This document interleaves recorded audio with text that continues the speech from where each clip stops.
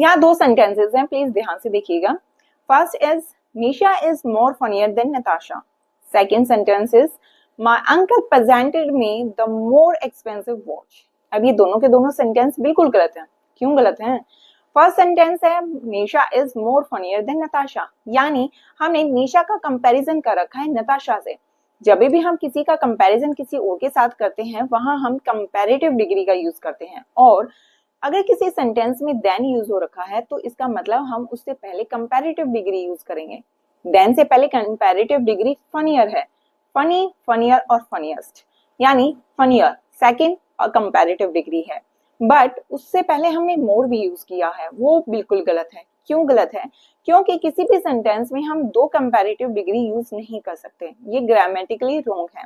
अब यही सेंटेंस ठीक होता अगर हम इसे ऐसे बोलते, Nisha is more beautiful than Natasha. अब ये सही क्यों है? क्योंकि ब्यूटीफुल का हम कंपैरेटिव डिग्री यूज नहीं कर सकते, ब्यूटीफुल से पहले हमें उसे कंपैरेटिव डिग्री बनाने के लिए मोर लगाना पड़ता है।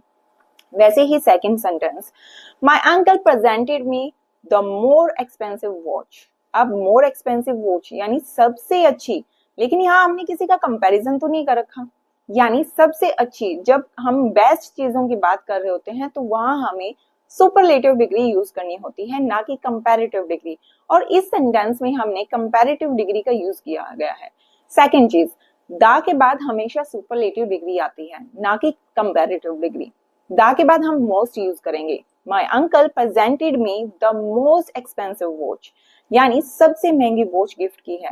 तो ये दोनों सेंटेंस बिल्कुल गलत थे। ऐसे ही मोर इंटरेस्टिंग वीडियोस के लिए लाइक एंड सब्सक्राइब।